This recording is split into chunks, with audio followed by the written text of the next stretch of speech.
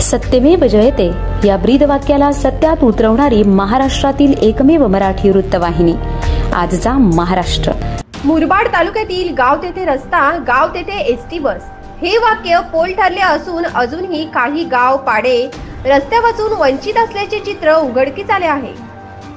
मुरबाड तालुक्यातील धसई ओजिवले कातकरी वाडी ही माजी महसूल मंत्री शांताराम घोलप यांच्या गावाशेजारी असलेल्या ओजिवले कातकरी वाडीत भारत स्वतंत्र झाल्यानंतर रस्ता नसल्याने एका आदिवासी महिलेला प्रसूतीसाठी बांबूच्या काठीची डोळी करून दवाखान्यात घेऊन जावे लागले।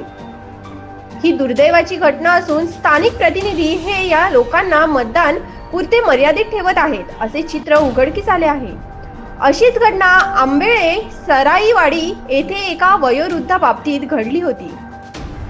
तालुक्यात या अशा अनेक वाड्या रस्त्यापासून वंचित राहिल्या असून यांचा लोकप्रतिनिधी विचार करणार आहेत का नाही असा प्रश्न नागरिकांना पडला आहे।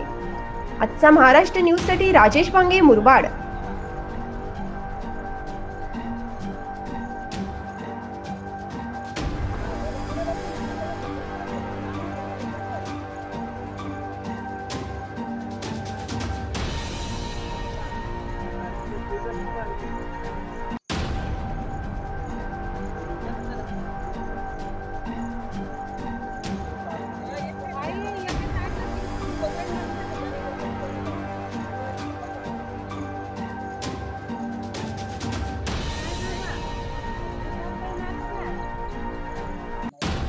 रे